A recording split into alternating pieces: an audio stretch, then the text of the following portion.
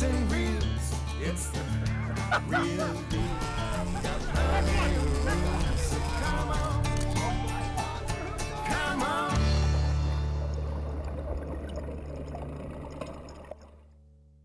Line two. Oh, that's good fish. What a pig! Yes! Wow! Welcome to Alaska, America's last frontier.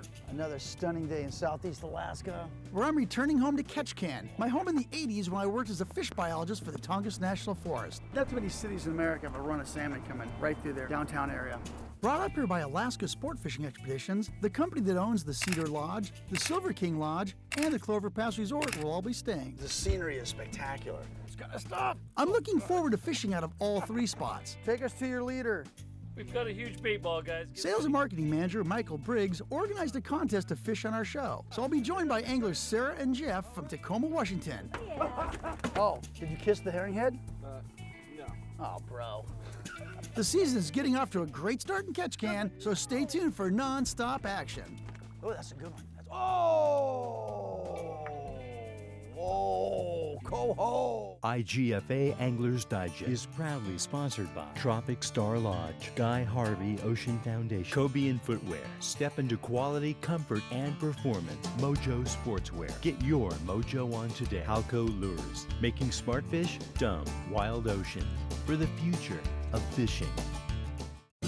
Captain Sean Mitchell, we've got a treat for you today, buddy. All right. We've got two lucky winners, right? This is Jeff and Sarah Manley from Seattle, and they won this trip to come out here and fish with you. I couldn't wait to fish with you, and these two people get just as lucky. All right, man, let's untie the lines and get on it. All right, may the force be with us. Yeah. The interesting way that Alaska Fish and Game is managing this fishery is they have what they call a slot limit. You want to keep your most reproductive stock out there in the population. If you're with a chartered operation, you're allowed 1 halibut a day. And it can be anywhere from 0 inches to 44 inches, about a 50-pound fish. Or over 77 inches, which is about a 250-pound fish. If you self-charter, you're allowed to keep 2 halibut of any size. You're only allowed to fish 1 rod, but you can have multiple hooks, 2 maximum. There you go. Well, the cool thing about the experience is sharing that fishing with folks like Jeff and Sarah who have never caught a halibut before. Yes, first fish of the day, 5 minutes into it. Sean knows this fishery so well. We stopped and we're on. Right away, Sarah got her first halibut. Right away after that, Jeff got his first halibut. They were short, so we released them. This is exactly how they lay on the bottom. 2 eyes on one side, right? And they just wait for bait to come across and they just come up and attack. But they're very, very camouflaged. And depending on what substrate they're sitting on, they can really, really manipulate the melanophores in their skin to imitate whatever they're sitting on. Firsties, man, 5 minutes apart. Good job, guy. See you, buddy. Oh yeah, Sarah's bendo on this one. Gonna have to take off some of these layers, sir. Working up a sweat and your second fish. Sarah gets a double. Oh yeah. What? We'll keep one of these, we'll throw one of them back. How's that? There you go. Nice work. Beat that, Jeff. Just moments later, he caught his fish and kept that. So we're already less than 30 minutes into this day and they both got their 2 keeper halibut. We've got 2 contest winners that are absolutely ecstatic. There's a fresh one. There you go. On the jig. So once that bite established about 30 minutes into the day, it's literally every drop you're getting bit. What? I was just hoping it was just one big one. Awesome. Another double hookup for Jeff. Yeah. You are killing it, boss. I learned from Sarah. Captain Sean Mitchell put this on the spot. This is like a halibut hatchery. I caught several on the jig until I finally got my keeper, about a 25, 30-pound halibut. I felt great with that. Light tackle, fishing the way I wanted to fish. I'm good. They're eating the halco. Jeff ends up getting about a 45-pound fish. It was a good fish and had to release it, right? Because he already had his limit. Sarah hooks up. Oh, Sarah gets the jackpot. Oh my. All right, see what we have here. It's about an 80 to 90-pound halibut. That's a good shot. Too big. It's over that 44-inch slot limit, so we had to release it anyways. But it's really funny because she ended up getting the jackpot fish of the trip. Oh gosh. And it was her, her first day of halibut fishing in her life. So we've got two really, really happy people on this boat. Day's not over. We got our limits of halibut, but now it's time to go salmon fishing. Your first halibut ever? I'm about to catch my first king. So Sean's got a great spot. It's about an hour run, coming back up towards Ketchikan, and he knew this spot. He knew there'd probably be some bait associated with those pinnacles. So what we're using is a flasher. This is down there flashing, looking maybe like a small school of bait. And then we have a hoochie, little rubber skirted squid, single hook in it. And that's what they're eating. A lot of times you put a bait on that, but when the fishing's really good, you don't have to mess with bait. They'll just come up and eat that. Run! Go ahead and take your rod out. That was 2 minutes. It's almost instantaneous. I mean, the lines are down there, the flashers are flashing, the hoochies are dancing, and the salmon are just climbing all over this. Line two. It's all you, Jeff. We found them again. We're catching our humpies, pink salmon. We're catching our silvers, coho. Having a great time. God, there's gotta be so many fish out here. We went from one hatchery to another. That's a pig! That is a quality silver salmon right there, my friend. Yo! That's it, follow it. Another silver, look at this. There you go. But Sarah kept mentioning she really wants her first king salmon. Captain Mitchell says, you know what, I've got a spot that we're gonna probably have a pretty good shot at a king. We come around the island, get into just an absolutely stunningly beautiful spot, and he's looking for bait balls. He wants large concentrations of bait where those big king salmon will be under there balling that bait up. Well, it's nice and calm, and hopefully there's some hungry fish here. Jeff hooked up a really good quality fish, coho, silver salmon, really nice. Silver, man, look at that girth on his fish. Yeah, we gotta get Sarah her king. This might be the one. Oh man. Nice. Sarah's fighting it, putting on a good fight. Anytime that salmon takes that line out of the clip, it's usually a pretty good fish. It's a king, it's gonna be close. Yeah, king was Probably 20. Yeah, that's not, yeah. I can't imagine that being 28. You still caught your first king. You got your first halibut, you got your first king. You got 3 big silvers. You got the jackpot silver. Hey, man. Great day. I'm not sure I want you to look into that fish box because it probably looks like a crime scene. Headed in towards Ketchikan. We get back to the dock at Cedar Lodge, and immediately they bring up these bins with ice in them. They're putting your fish in the bins. What an operation you've got going here, man. Lead me into what the heck is going on behind me. What you see behind us is our cutters here. Yeah. Yeah. Show me the rest of what you got going. Okay. So John walks us into the next room, and that's the bagging room and the vacuum packing room. They put 1 fillet or 2 fillets per bag. There's a perfect meal portion when you get home. This is a freezer? Yes, it is. This thing was a monstrous unit. They processed 150 pounds of fish for us that day. Pretty cool for your first day of fishing in Southeast Alaska. One of the cool parts of staying here at Clover Pass is you have the option of chartering a boat or self-chartering. I'm all over the self-chartering thing, right? I know you are. Yeah, because it's fun to get out here and just kind of do your own thing at your own pace and fish what you really, really want to fish.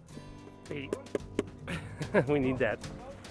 Clover Pass Resort happens to be literally in the epicenter of the salmon bite in this area. We don't go far, it's a 1/4 mile run. I love that. Put the lines out. Oh yeah, oh, that's good fish. Pulling line, looks like a great fish. That thing's got shoulders, man. None of those fish yesterday had that. Still taking it. Oh, this is great. As soon as his head comes up, oh, it's just snagged. He's actually hooked in the back. So really gotta be careful with it, man. He's just seen the boat, he's going for it. And every time it made a run and pull and line up that reel, I'm thinking to myself, that hook's just gonna pull, that fish is gonna take off, and we just lost that opportunity. Right? Oh, around the motor. I'm gonna land this thing. Gotcha, buddy. Oh, what a pig. What a pig. Into the boat, baby. Yeah. Yeah. Check it out. That's a great fish, buddy. That's 22 pounds, something like that. That's a beautiful one. 2, 3. That's the shot, dude. 3. First fish of the day, man. It's a smoker. After Jeff's king salmon, we start getting into some silver salmon. This is really, really becoming a fabulous trip. That's a good fish. Sweet. Man, this place is wild. So many fish around here. As the tide started to slack, so did the salmon fishing. My idea now is, hey, let's go out and do some rockfish fishing. Maybe get a lingcod. And Mike knew just the spot. Just across the channel, Tongass Narrows, he had a little flat spot out there. He was pretty assured we might be able to find a lingcod, maybe a small halibut, and certainly lots of rockfish. Fished exactly what we wanted to do. Small plastics, small chrome jigs, and had a ball. Quillback rockfish, copper rockfish, and the bite was prolific. Look at you, girl. You can keep 5 of those a day. 5 of them, that's a Picasso. That's a non-pelagic rockfish. The other kind you only keep 2 a day. Best for fish tacos. Yep. So we've had an amazing day. Great. Cool shot. There's not much meat on it. Yep. As the tide started to come into play, we went back to the spot, put the lines back out again. That's a good fish. Oh my God! And Jeff hooks up a really nice coho. Yeah. Jeff has been the coho killer. I'm all over them hoes. Dude! Something jumped all over his jig. Oh, that's a grumpy quillback. Boy, what an aptly named fish, huh? Oh, another quillback. Oh yeah, that's a keeper. That's a really nice one.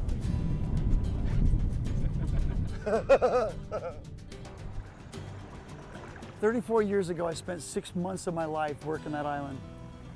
My first time back in Ketchikan, it just feels like I'm coming home.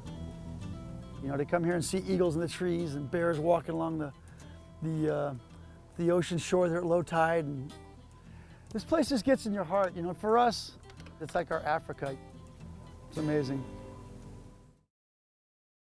Well, the third morning, we get down to the boat, and Mike brought down a surprise. He has 2 crab pots. Is we'll go out there and set these traps, let them soak all day, come back in the afternoon, and see what we got. Whereabouts are we? We're about 10 miles from the lodge. We're up in Helm Bay. There's like a estuary right here where the fresh water kind of meets the salt water, creates like a brackish water. That's what the crab really enjoyed. We're gonna throw the pots out here. May the best pot win. So let's head over to Camino Point and put some salmon rods in the water. And this morning, we got another little twist. And that is, we're gonna bring Sarah's brother, Brian, out with us. Yeah, go. We'll rotate. Jeff, who just farmed his first fish, so he's out. Brian, you're up next, buddy. And I'll scoop it up. There we go, there's a biter, there's a biter. There we go. Oh, came off. No. Good one. Oh yeah, get a silver. That's the welcome aboard. We started catching some really quality coho. Oh yeah. Ooh, that's a good one. Oh, what a good fish. Good job. Yes! That is a beautiful fish. Not a chum. That's a coho. See the gums are white? Just the pure girth of it, I thought, in the head, not looking at the gums because I was bit here. Ow, another silver. All right. Oh, yeah, right here. Mike, Somebody you're up. steers. We're a machine now. Nice shoulder down. Whoa! And I see a boat coming towards us. And I look at it and I'm like, wait a minute. I think that's Pete Haynes, who's a good friend of mine from Southern California. Does a lot of long-range tuna fish fishing, and he's got his limit of 2 halibut, and one's a good one. It's about a 100-pound fish. And more importantly, he gave us the numbers, the lat and the longitude of where he caught those fish. All right, there you go. Thanks to the dope. You got it. We go to the numbers that Pete Haynes gave us, and there's other 6 boats out there anchored up. Cool thing about sliding in right now is you've got about 5 or 6 boats here that have been here quite a while. The bite's already established, so you can imagine the concentration of those halibut down there. X marks the spot. Hey, guess who? Halibut. That was an arrow tooth. Look at the teeth on that dude. That's why it's called an arrow tooth. Man, no kidding. If you fillet this, Yep. throw the meat on a grill, it starts to just melt through the grill. It turns into a paste. They're pretty well useless. Mr. Twister, once again, Pacific cod. Nice. Cool thing about them is there's 3 dorsal fins in this family and 2 anal fins. And common to all the cods is that little tongue. So a lot of times they'll go so along the bottom, and that's literally like a taste bud. Right on. Brian patiently lets it eat that bait. Man, that's a good bite. Oh yeah, all right. Yeah. All right, 30 minutes later, Jeff hooks up and he lands his halibut. Okay. Hey, Pete Haynes, thanks to the numbers, buddy. Come on, man. We have 1 bait left. My turn. I come tight on the circle hook and I hook up. Feels good. Oh yeah, that's the jackpot. Are you kidding me? It's a ray. It's a freaking ray. I'm bummed. Unbuttoned it, tossed it overboard. Skate. Let's go pull some crab traps. Okay, let's see. Oh my God. Wow. We're gonna turn loose the non-keepers and then we'll throw the keepers into the bucket. We can only keep the males and they each have to be 6.5 inches across the carapace or larger. 8 inches almost. 8. I got some biggies. All right, that's insane. Well, we both won. And we know that as soon as we get back to Clover Pass, the first thing we're gonna do, crack them in half, clean them, get them in boiling water, and have a feast. IGFA Anglers Digest, proudly sponsored by Reactor Watches, Best Built Performance Sports Watch, period. King Sailfish Mounts, from the water to your wall. Tough Line, braided lines for the toughest fish. Bubba Blades, the ultimate sportsman's knife. The Los Cabos Tourism Board. The next day was a day I was really looking forward to, and that is just going out alone in a 14-foot Livingston, self-charter. Let's wager a bet, kids. Whoever catches the biggest fish gets a couple of cocktails in the bar. Comp. Yeah, Deal. fair. Deal. Air Deal. shake. There you go. Air shake. Air shake. Go time. I'm gonna use a whole bait this time. And then this is a snell that where you can actually pull the line back through it. And I'm hoping that by going with a whole bait, a bigger bait, I'll get less pink salmon and more of those cohos. Oh, look at that thing, it's a perfect spin. You don't want it to spin super fast. Just a nice slow spin like this is much more enticing for a bite. So to come out here and kind of fish my way, you know, my own little boat, think about things, think about life, and just think about where I am right now, and it's absolute bliss. If I catch a fish, it's a bonus. Will I catch a fish? Oh, heck yeah, because there's so many of them here. Oh, I'm on. I'm so on. Big humpy. That's a good fish.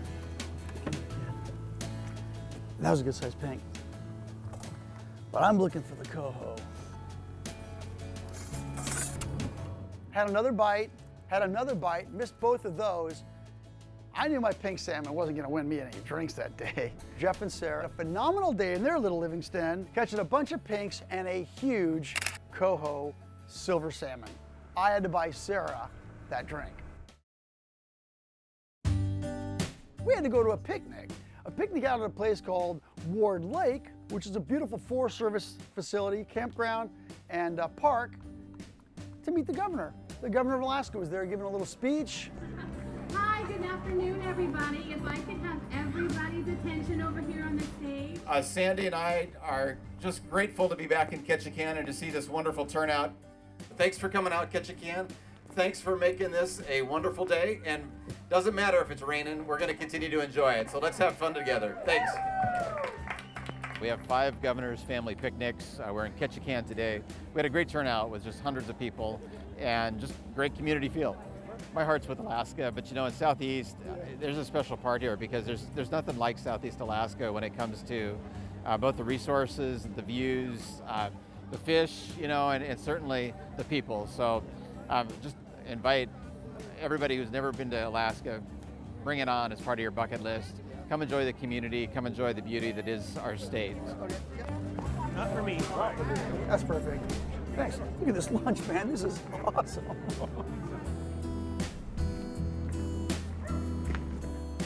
So we're gonna circle Ward Lake. There's a nice trail around the lake, about a mile long. Shouldn't take us too long to circle it. Dynamite. You know, it's so good to be back in this forest. This, I don't know if not many people know this. This is the largest temperate rainforest in the world. Absolutely. Yeah.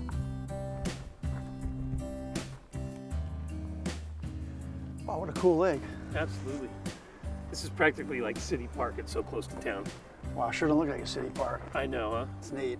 You say there's a run of salmon in here? You see them swimming through here, jumping like crazy all through that area, and then on up through Ward Creek to spawn. Okay. And so you'll see fly fishermen get out on this, what they call Sandy Point. They can walk out there a good distance and cast their flies. No baits allowed here. You have to use flies or lures. Berry bushes everywhere. Unreal. Like, look at the size of spruce. It's a Sitka spruce. huge. It is so majestic.